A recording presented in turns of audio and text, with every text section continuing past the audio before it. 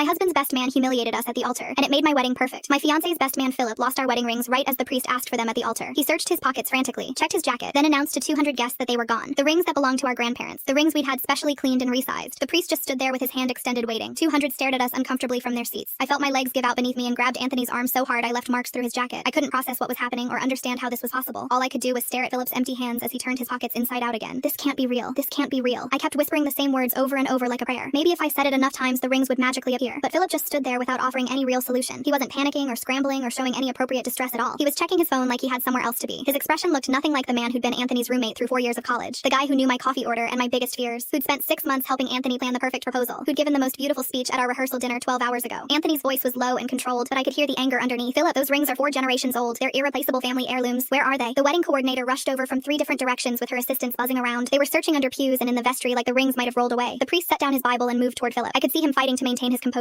His voice came out strained and thin. Perhaps we should pause the ceremony until the rings are located. I felt sick standing there in front of everyone. The humiliation was unbearable. This wedding was supposed to be perfect. I had planned every detail for over a year. Every flower arrangement and menu selection and seating chart. The rings had been cleaned and resized 3 separate times to get them exactly right. Philip pushed past the groomsmen and walked straight to the front pew. He pulled out his phone again and started typing something quickly. Then he said, "Everyone needs to wait 30 more minutes before we continue." I almost lunged towards him. He held up his phone showing his messages. "I need 30 minutes. Please trust me on this." My mother stood up from her seat shaking with rage. "What kind of sick game are you playing with my daughter's wedding?" Philip turned to face the congregation. "The rings aren't lost. I know exactly where they are." "Then where are they?" Anthony demanded. "They're with someone I trust completely. Someone who's bringing them here right now." Philip's voice stayed perfectly level. "I can't explain yet, but in 30 minutes you'll understand everything." The church went completely silent as Philip continued. "I made a decision this morning that might seem insane, but I need you to trust that I would never ruin your wedding without the best possible reason." Anthony grabbed Philip's shoulder. "You gave our rings to someone else? My grandmother's ring that survived the Holocaust? I gave them to someone who needed to carry them here. Someone whose arrival matters more than staying on schedule." Philip checked his phone again. 25 minutes, please." The priest picked his Bible back up. "Young man, you're asking us to delay a wedding with no explanation. I'm asking my best friend to trust me one more time." Philip looked directly at Anthony. "Have I ever let you down when it mattered?" Anthony's jaw was clenched, but he slowly shook his head. "Never." "Then give me 20 minutes. Eliana, I know this seems crazy, but 20 minutes from now you'll forgive me." I had an impossible decision to make at that moment, but ultimately said, "Let's wait." Philip's never been reckless without reason. The guests settled uncomfortably back into their seats. Some were checking their phones. Others whispered about whether to leave. 19 minutes passed like hours. Philip kept checking his phone and watching the door. I held Anthony's hand so tight I knew it hurt, but he didn't pull away. The church doors opened, and a figure in military dress blues stood in the doorway. My brain couldn't process what I was seeing. "Lexi?" I whispered. "My sister. My little sister who was deployed to Afghanistan 8 months ago. Who'd missed every wedding event. Who'd cried on our last video call saying she couldn't get leave." She walked down the aisle holding a small velvet box. "I've got the rings. Sorry I'm late." I ran to her and collapsed in her arms sobbing. She was real and alive and at my wedding. Philip finally explained. "She got emergency leave 3 days ago. Called me crying. Made me promise to make sure she didn't miss the ceremony. The only way to stall without ruining the surprise was to pretend I lost the rings."